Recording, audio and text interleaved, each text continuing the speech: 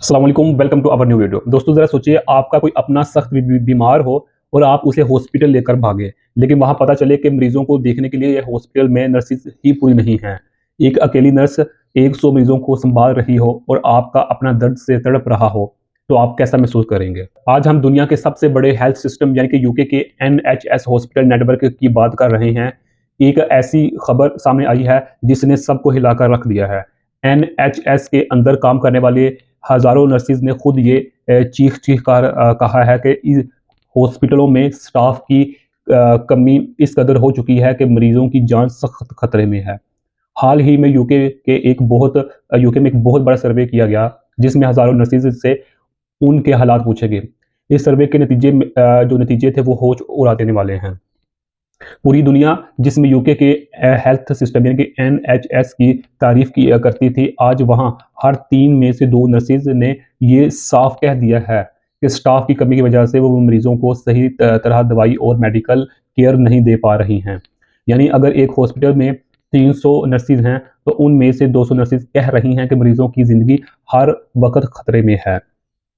Nurses का कहना है कि उन पर काम का इतना ज़्यादा बोझ है कि वो सांस भी सही नहीं ले पाती। एक नर्स को जहां 2 या 3 मरीज देखने चाहिए, वहां उन्हें पूरा वार्ड अकेले संभालना पड़ता है।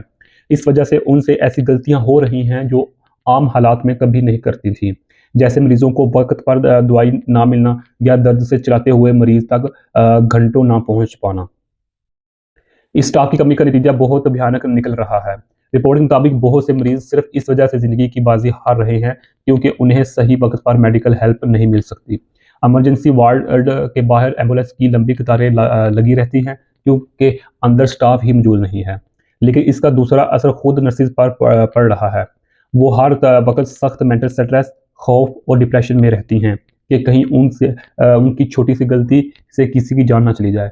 इस सख्त थकावट की वजह से अब जो हज़ारों नर्सेज हैं अपनी नौकरियां छोड़कर जा रही हैं।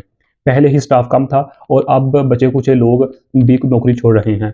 ये एक ऐसा दलदल बन चुका है जिसमें NHS धंसता ही जा रहा है।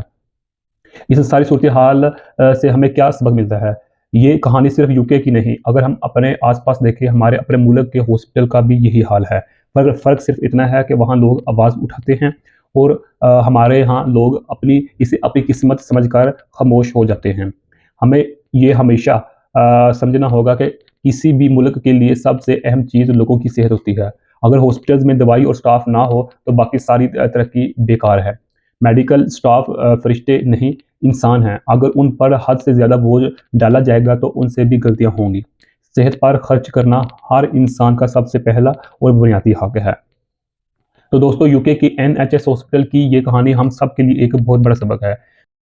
जब तक हुकूमतें सेहत के निज़ाम को संगीनी से यानी कि सख्त इन पर अमल पैरा नहीं होंगी, तब तक आम इंसान ऐसे ही पिसता रहेगा। अब आखिर में मेरा आपसे सवाल है, क्या आपको लगता है कि हमारे मुल्क के हॉस्पिटल में भी हालात इससे मिलते जुलते हैं? क्या आपने कभी खुद या आपके किसी प्यारे ने हॉस्पिटल में स्टाफ की कमी का सामना किया है? अपनी राय नीचे कमेंट में ज़रूर दीजिएगा। जज़ाकल्लाह खैरा। अच्छा, वर्ल्ड हेल्थ ऑर्गेनाइजेशन यानी कि WHO की एक रिपोर्ट के मुताबिक साल 2030 तक पूरी दुनिया में लगभग 5.7 मिलियन यानी कि 57 लाख 57 लाख नर्सेज की मजीद कमी का सामना हो सकता है। अगर हुकूमतों ने नर्सेज की तनख्वाहों और उनके काम के हालात को बेहतर ना किया तो पूरी दुनिया का हेल्थ सिस्टम तबाह हो सकता है।